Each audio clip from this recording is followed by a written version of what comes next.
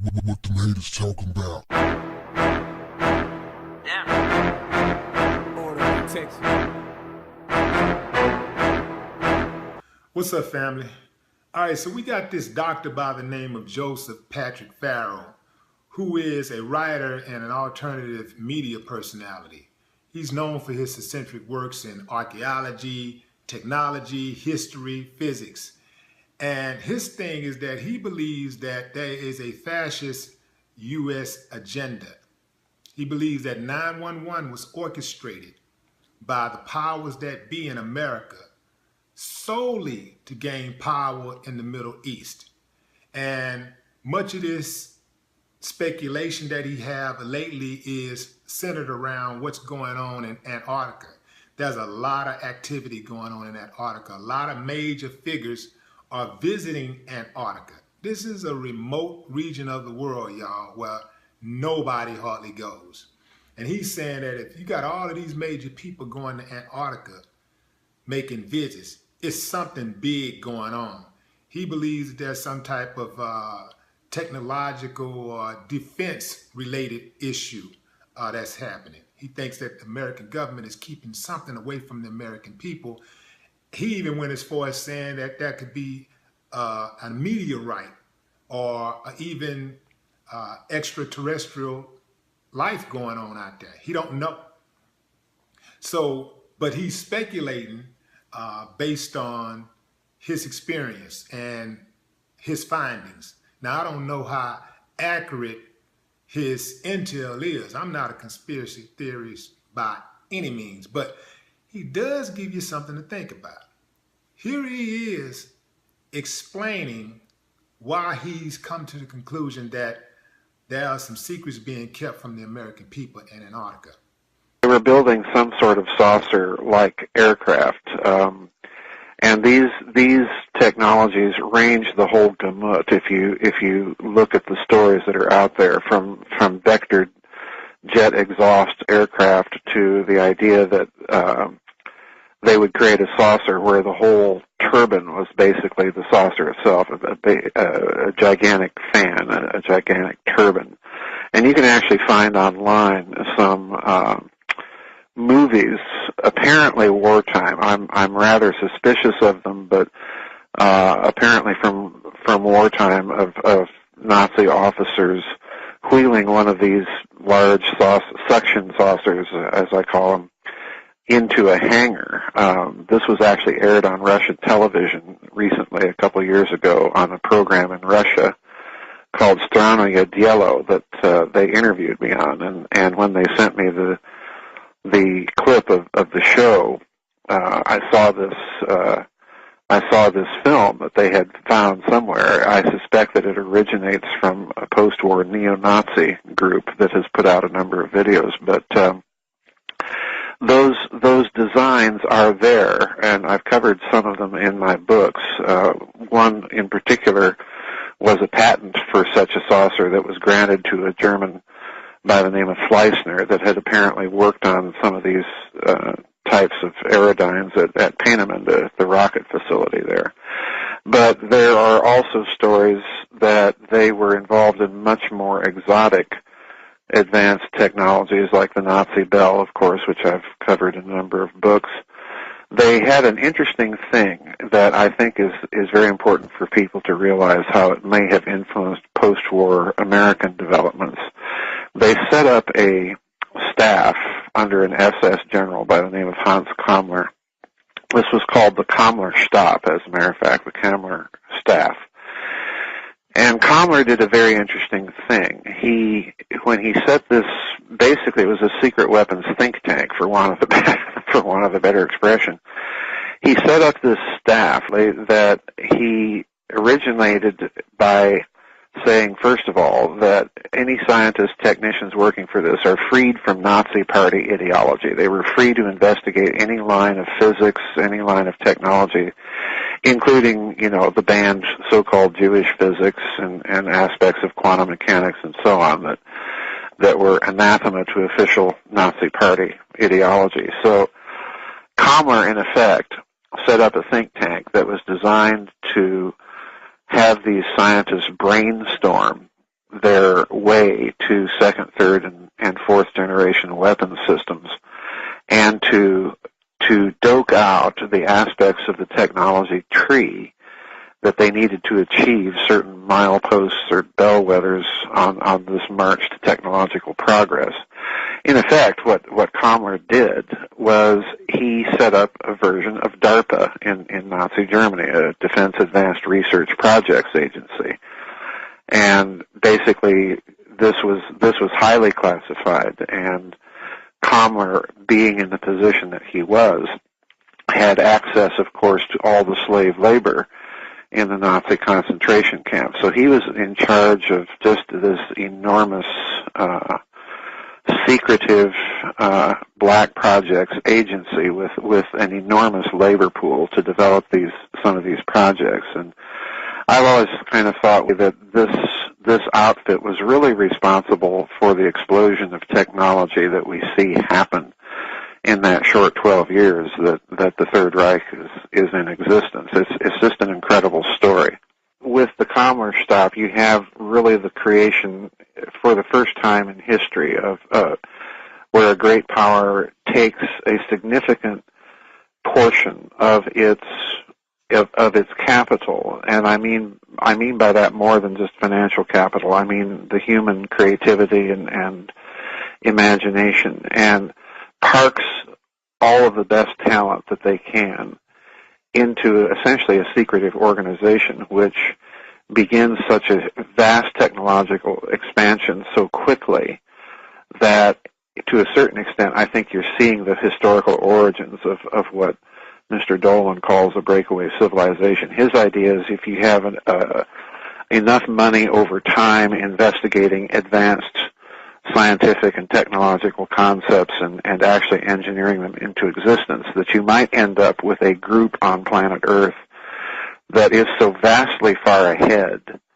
of the rest of humanity in terms of what it knows publicly, that in effect becomes a breakaway civilization. It has its own technology, it has its own thoughts, even its own cosmology, and so on and so forth. And I think he's absolutely right there, because I think there's certainly evidence to this effect within the American black projects community. Recently, Russia has shown us quite a few things, revealed that they have some capabilities that we didn't expect that they had.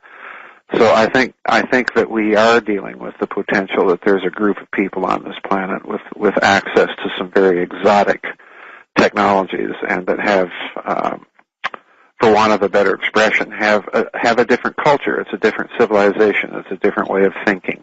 When we look at the vast amount of money that has been revealed over the past, say, 15 years since the administration of Bush II, when we look at the vast amount of money that has been publicly admitted that they cannot account for, most of it coming out of the Pentagon, of course, we're dealing here, I think, with the possibility that, number one, that money can buy an awful lot of underground hidden installations. But there's another story, as you know, that has come out in recent weeks, and this is all the very strange goings-on in Antarctica. I mean, my word, we've had Patriarch Kirill III, the Patriarch of Moscow, go to Antarctica. The story was he went down there to bless, the Orthodox chapel for the Russians there. Well, any bishop can do this, Sending the Patriarch is like sending the Pope, to Antarctica. And then that was followed up by the visit of John Kerry, the Secretary of State, and Buzz Aldrin. Yeah. Well, this is exactly my thinking. Something obviously is going on in Antarctica. I mean, with Kirill III and Secretary Kerry and Buzz Aldrin going down there within a matter of weeks of each other. Clearly something is going on down there. And, the way I look at it is, if you're going to have a black projects world, the perfect place to park some of that stuff is going to be in Antarctica, because access to that continent is very limited. It's very restricted. The nations that have a presence there guard whatever it is they're doing there very, very closely. We've seen all sorts of stories about Antarctica. I blogged about one recently where Lockheed Martin was revealed to have a presence there when one of their employees down there was medically evacuated. And of course, we never heard any more about that story. But for me, the story was Lockheed Martin being there at all, because of course they're a major defense contractor. So that indicates to me that the possibility is there that something of a technological defense-related nature is going on that continent. So, yeah, I think if we're looking at a breakaway civilization and where they're going to park all of this stuff, we have to look to underground installations, and we have to look to remote regions of the world, inaccessible regions of the world, like Antarctica. I think, there's been the persistent stories. I'm not a believer in these stories that, the Nazis established some sort of research UFO-related base there. I've never believed that story per se. But the possibility, we keep getting hints that something of a technological nature is going on down there, because the Russians, of course, were very secretive about whatever it was that they had discovered at their Lake Vostok facilities, where they've been investigating that underground, under-ice lake for several years.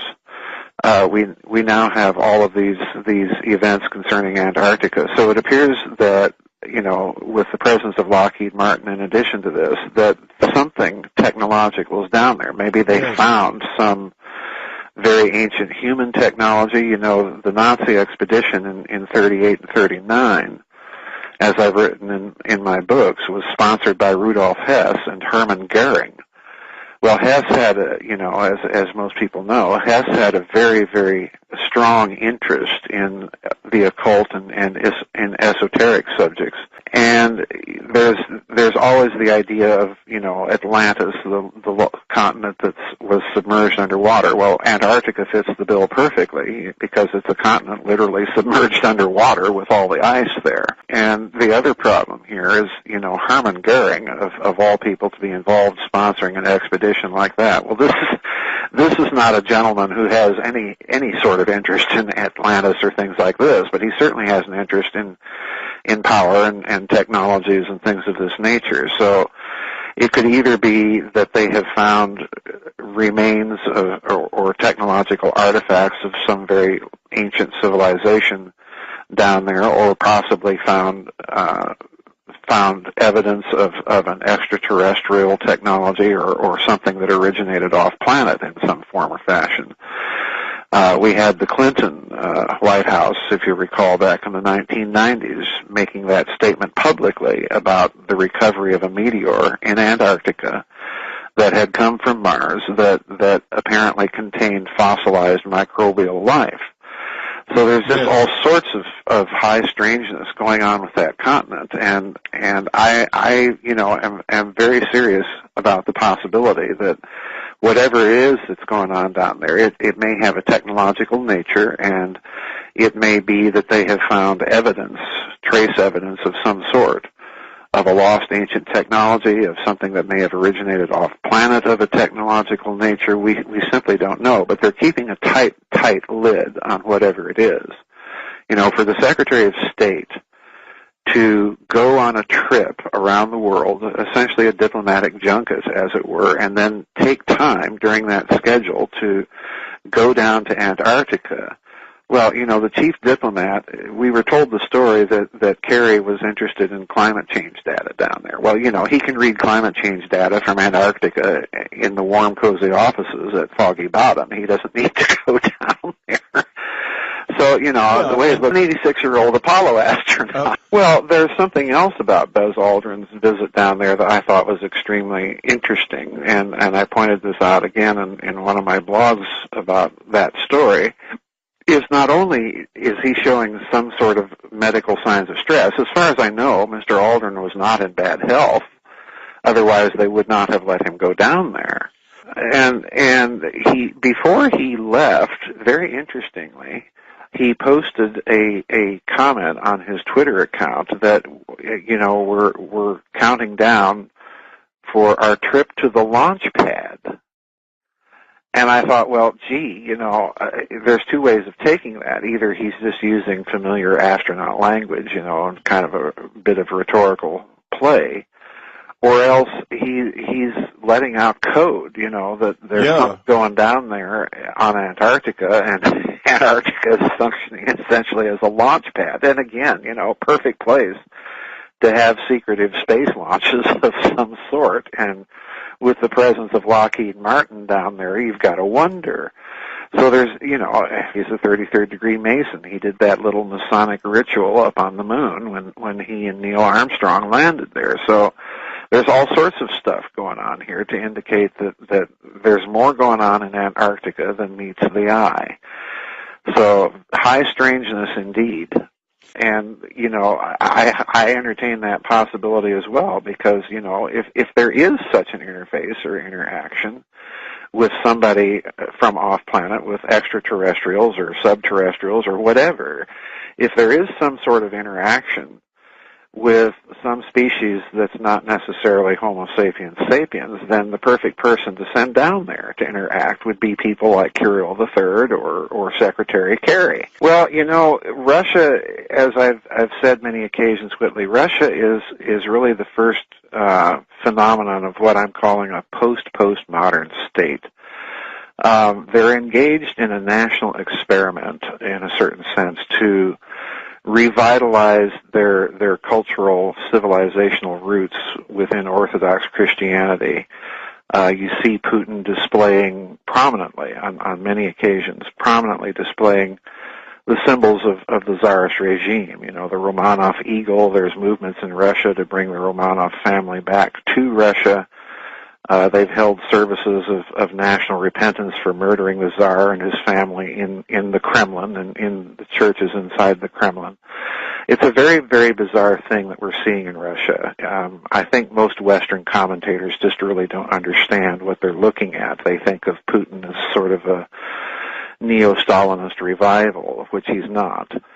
But as part of this revival, I think we're seeing increasingly indications that Russia is going to play the soft power card. We've already seen Kirill III write opinion pieces on Russia Today, analyzing the decay of Western culture and for him the religious reasons behind it. So Kirill, as the head of the Russian Orthodox Church, is a representative, so to speak, of that tradition.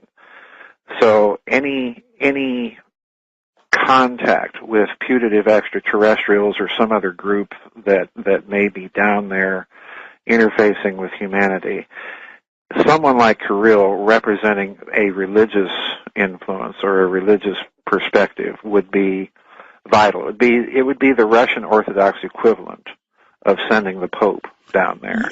Well, the other thing we need to remember about Kirill's trip down there was that he had just come from that historic meeting with Pope Francis I, where the two of them signed this joint declaration in Havana, mostly concerned with the persecution of Christians in the Islamic world.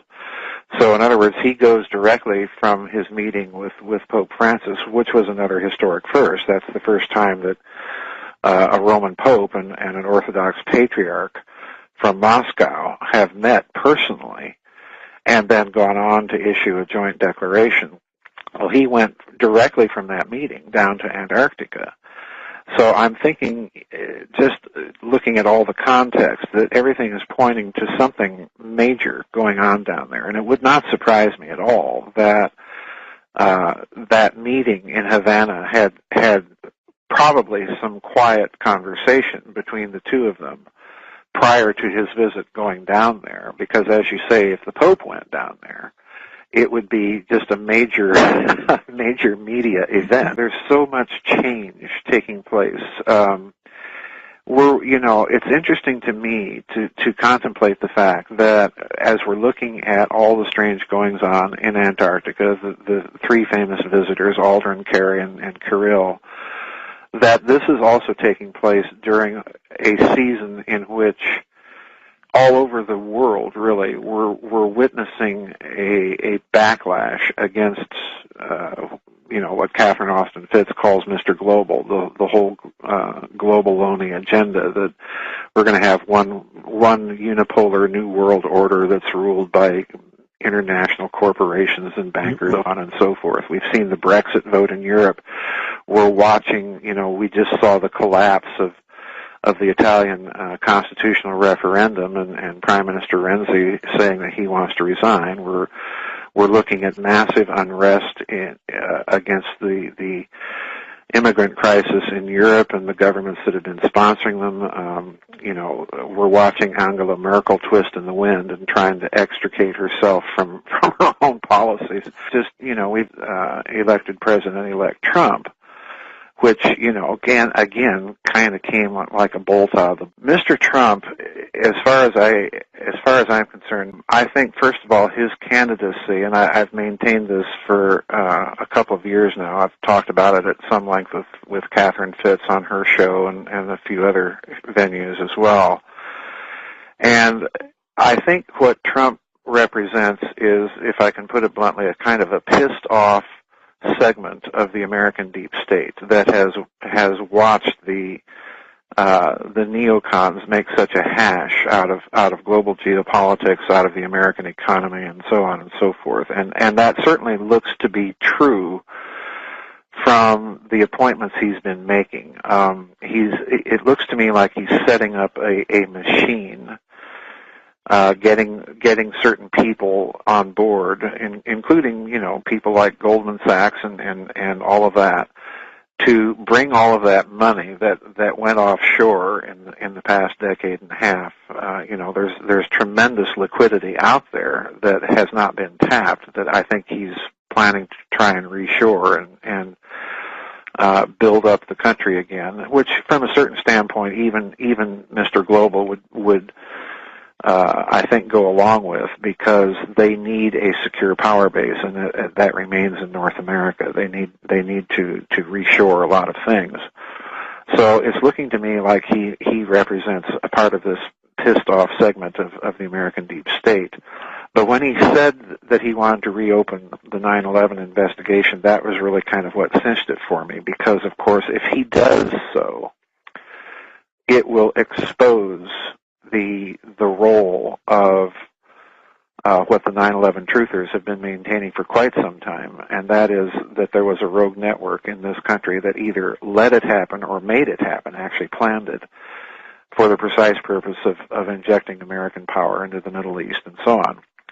That investigation would expose, as most people know, would expose the Bush family, which is the other half of the Clinton nexus, if you want to be very blunt about it.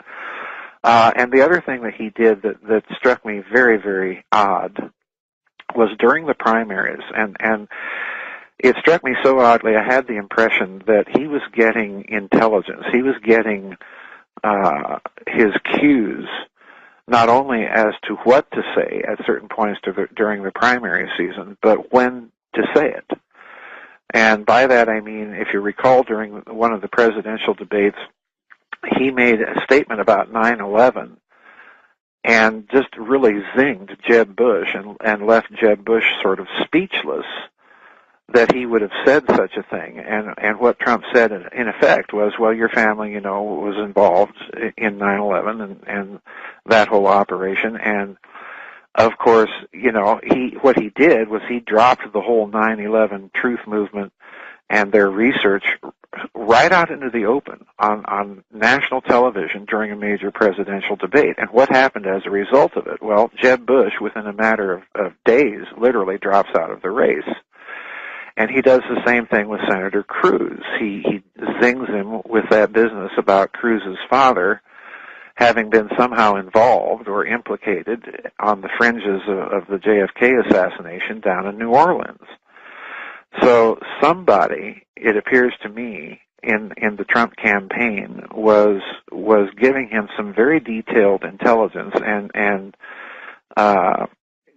the timing of these little blurts of these little announcements that Trump made was so, I think, carefully timed, because those two campaigns were having severe financial difficulty when he made those comments. So it was like the final nail in the coffin to take out two of his major contenders. So this suggests to me very strongly that he represents something within the American deep state, some faction within it, that is not happy with the way things have gone. And it certainly appears to me that his selections for his cabinet and his transition team recently have only kind of solidified that impression in my mind. Now, whether or not any of that will happen, or if it's just going to be business as usual once he gets into office, remains to be seen. But my money is that he's quite serious, and he is going to go forward with some of these things. If he does reopen that 9/11 investigation, I think you're going to see some truly stunning is the only word I can say for it. You're going to see some stunning reversals of the narrative of 9/11 if this happens. This is the whole thing. Like I say, this is if it does, it only gives credence to this idea that he's representing some segment of the American deep state that's been very, very unhappy since 9/11. And certainly, for my own case, are probably well aware that there's enough evidence about 9/11 to suggest that there was some sort of rogue network within the American deep. I just published a book called Hidden Finance, Rogue Networks, and Secret Sorcery, 9/11, the Fascist International, and so on is the subtitle. In that book, I detail my suspicions about 9/11 were from the outset that we were not only looking at an operation of a rogue group within the country. In other words, that there were two tiers to the operation, like most 9/11 truth movement researchers have concluded. But I take the view that there was actually a third level, that the second level itself was penetrated by yet a third level. And in evidence of this, I point out a number of very, very bizarre things about 9/11 that most people don't know. The first is that there was a statement, this was unearthed by our friend Jim Mars. There was a statement in Pravda that came out, I think, a couple of months prior to 9/11 by a Russian economist by the name of Dr. Tatiana Koryagina. And she stated in this Pravda op-ed piece that the United States was going to undergo a severe terrorist attack on its own territory, but that this was going to be perpetrated by a small circle of men with assets in excess of $300 trillion, and that the purpose of it would be to fashion the world according to their own designs. So in other words, she's hinting at a kind of an extraterritorial organization or entity that's ultimately behind the attacks. And then, while researching Mohammed Atta, I came across what just absolutely floored me and cemented my suspicions that you're dealing with some continuation of this German-American bunt. And certainly, the Texas roots are there. Mohammed Atta was recruited in Cairo, Egypt, by two Germans that have never been identified to this day. He goes to Germany, where he lives for several years, as we know from even the official narrative, where he lives for several years in Hamburg, Germany, in a middle-class neighborhood in Germany, apparently with this couple. But he is sponsored to Germany officially by an organization that's called the Karl Duisberg Gesellschaft. When I read that, I know he's one of the founders of IG Farben. So here we have a connection to IG Farben sponsoring Mohammed Atta to Germany. And then when he's in Florida at the flight school, this is something that Daniel Hopsiker, Welcome to Terrorland, that book that he published, uncovered in his research. When Mohammed Atta was in Venice, Florida, at this flight school, supposedly, he had numerous visitors on many occasions, but they weren't Arabs. They weren't radical Muslims. They were people with names like Peter and Jürgen and Hans and Wolfgang that would come over to visit him from Europe with cash in hand. And this just caused me to really wonder. So I dug a little further, and I discovered that hiding in the mix of all of this is a post-war Swiss banker by the name of Francois Genoud. All right? Now, Monsieur Genoud, when you dig into him, turns out to be kind of the post-war agent of record, power of attorney, so to speak, for this post-war Nazi International. He is basically the banker in control of a lot of these Nazi accounts, post-war Nazi accounts, in Swiss banks. He's the guy that bankrolled Otto Skorzeny and that, late 60s, early 70s terrorist conference that invited Yasser Arafat and all the other people from the Middle East to Barcelona, Spain, for essentially what was an international terrorist summit. So it's Francois Genoud bankrolling that. But in addition to that, the real whopper was I discovered that Francois Genoud was also kind of a major go-between between Deutsche Bank and guess who? The Bin Laden family. So right in the middle of 9/11, in other words, we have a major, a huge financial Nazi aspect to this whole story, consisting of, strange connections with I.G. Farben and so on and so forth, a Nazi post-war banker in Switzerland, and the Bin Laden family, and Deutsche Bank, which of course was one of the major banks that was involved with 9/11 and puts and shorts on the stock market. So, the astounding thing here is when you read all this, no one, even in the 9/11 truth community, has noticed this story and attempted to follow up on it and what it might mean. And to me, this is just more proof of the pudding that we're dealing with an inherently fascist agenda. Certainly, we've seen that happen after 9/11 in this and other countries.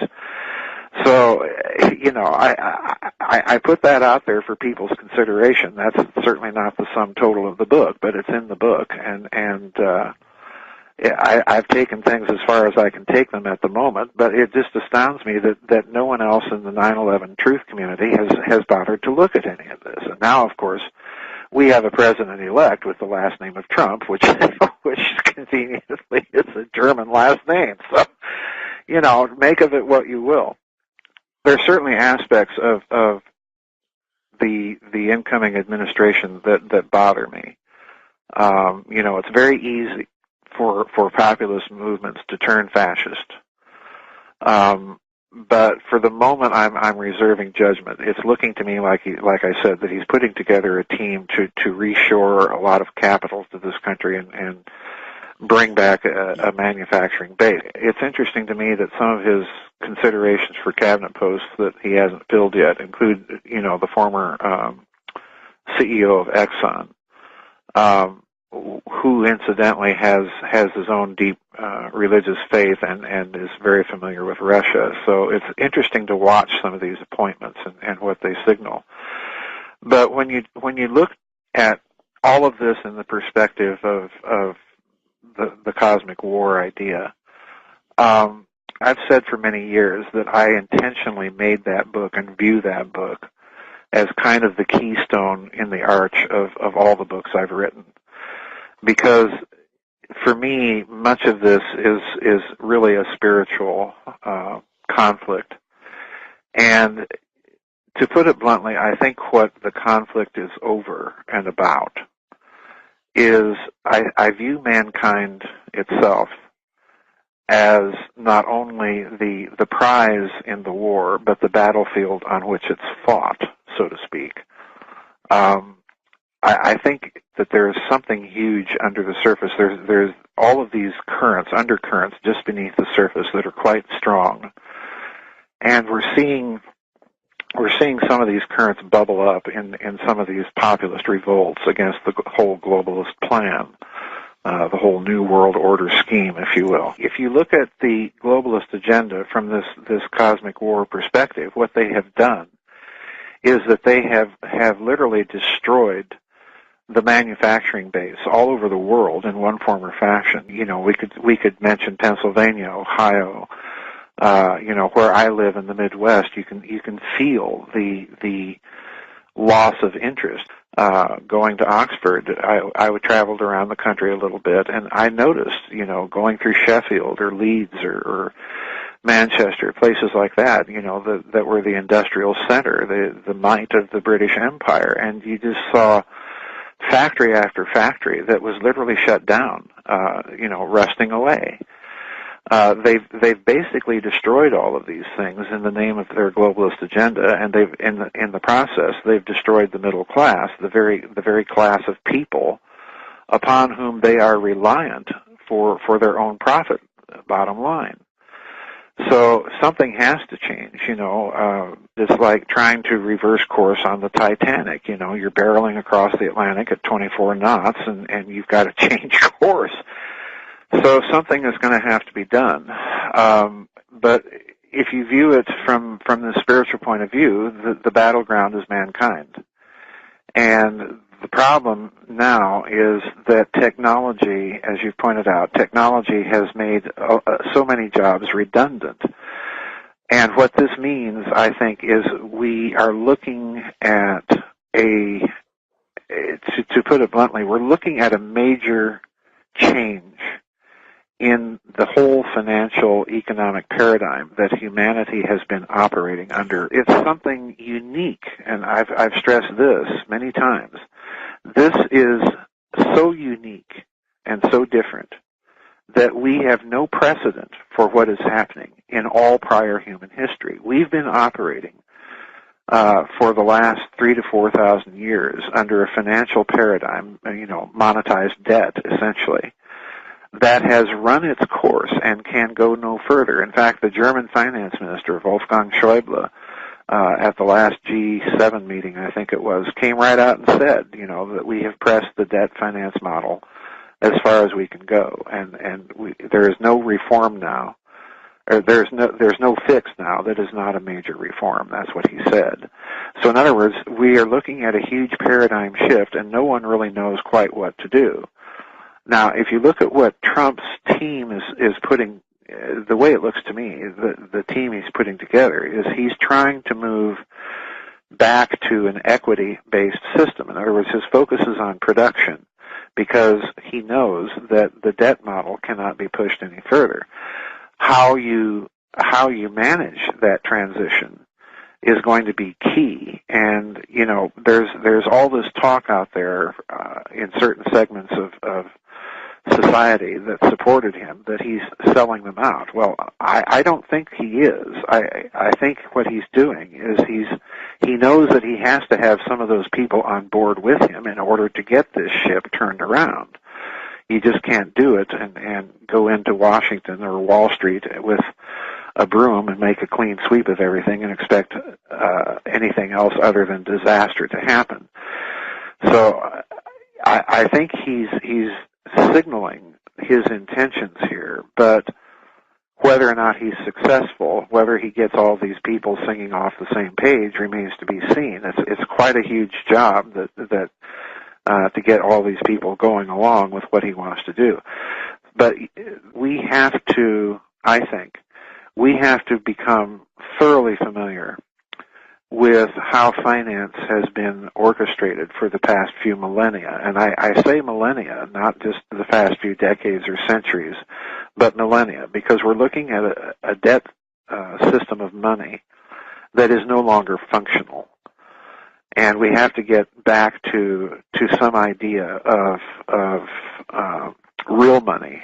For me, real money is not monetized debt. It's money. It's based on production. It's based on, so to speak, the surplus in the state warehouses, if you go all the way back to Babylon.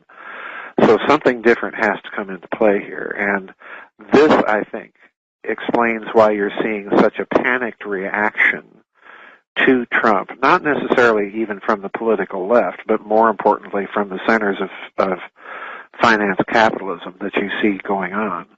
I think this is what's at roots, because they realize that their old playbook is simply no longer working, but they don't have any solutions themselves, and along comes Trump. So the dangers with that scenario are obvious to all, because it can easily degenerate into a regime with a demagogue in charge of it. So we've got to be extraordinarily careful. We have to hold his feet to the fire. We have to drive the conversation publicly. We have to be engaged and involved, because we all got ourselves into this mess, and it's not going to be up to just a few people that are going to fix it. It's extremely dangerous, and the good thing is we have now with the internet and other media, we have the capacity for a real participatory democracy. I mean, my word, we've seen in this last election, which I really view as more of a referendum than an election, we've seen the corporate-controlled media expose themselves for what they are, basically shills for a particular agenda and a point of view. And the real media's strength now has shifted precisely to free and independent media. And the other thing is we're willing to consider out-of-the-box thinking that the corporate-controlled media don't. And a key here is precisely, once again, finances. We have been looking at so much missing money, now in the trillions of dollars over the past few years since 9/11, that and we've been looking at quantitative easing solutions. We've had traditional financial analysts saying, well, the sky is falling, hyperinflation's right around the corner, and of course this doesn't happen. And that the standard models of financial analysis are not able anymore to make accurate predictions, because they're ignoring part of the circuit. They're ignoring this whole hidden system of finance. They're ignoring the black projects world, all of these things that have been an enormous drain, not only on the federal budget in this country, but worldwide. So we're dealing with essentially a two-tiered financial system as well, and if you're ignoring 50% of the equation, you're committing a material omission, to use the legal term, by ignoring that whole existence of that whole entity. And therefore you can't make sense out of the contemporary world or out of contemporary finances. This is something that the Trump administration is going to have to do. It is going to have to look at these things, and from the appearances so far that I can tell of the people he's putting into place, he's creating the machine to do precisely that. If he, going back to your 9/11 investigation question, if he indeed opens up the whole 9/11 investigation, one of the most glaring things that has yet to be explained adequately are all the financial dealings that occurred prior to and on and immediately after 9/11. Yeah, which hints very strongly, to my mind, of the existence of this hidden system of finance. And this has never been adequately explained. What was the basis of this inside knowledge? Because clearly this is what was going on. I point out in the book, the 9/11 book, Hidden Finance and Rogue Networks, Secret Sorcery, I point out that on 9/11 and after 9/11, there were, I believe, something to the effect of $200+ billion worth of fraudulent securities that were set to clear that week. And of course 9/11 happens. And as a result of this, the SEC, the Securities and Exchange Commission, suspends normal clearing regulations for about a week. So what happens as a result of that? Well, under normal regulations, you cannot substitute one set of securities for another set of securities that's set to clear. But when the regulations are suspended, you can do that. You can substitute securities for others set to clear. So they suspend regulations, and all of those fraudulent securities that were in the system suddenly magically disappear, of course. And everything else is cleared. So there's huge financial aspects to 9/11 that again have not been addressed, and that hint very strongly, once again, of some sort of hidden system of finance being run by some sort of rogue network. And this is where I think Trump could run into trouble, because of course he's bringing in a lot of people with Wall Street connections and so on. And incidentally, the very same people that were instrumental in offshoring all of this capital that sloshed around in the system, particularly after the bailout hearings. Well, all of this capital goes offshore, and it sits there, and the financial analysts are befuddled as to why there's no hyperinflation resulting from all this massive capital injection. So I think, again, it's looking to me like he's contacting the very people that were responsible for all this, bringing them into his administration, because they're the ones that know where this capital is. And they're the ones with experience that would be able to bring it back and reshore it to this country. So, the 9/11 investigation here may fall by the wayside for that reason. I don't know. Time will tell. We're looking at such an extraordinary upheaval around the world, and with this last election, that I think we have to look very carefully. I was sitting on the edge of my seat throughout this last election season, but as I've warned people, we just got done with the overture. Now the curtain's going to go up on the opera. So if you think all of this is over, you've got another thing coming. What the haters talking about? Yeah. Order protection.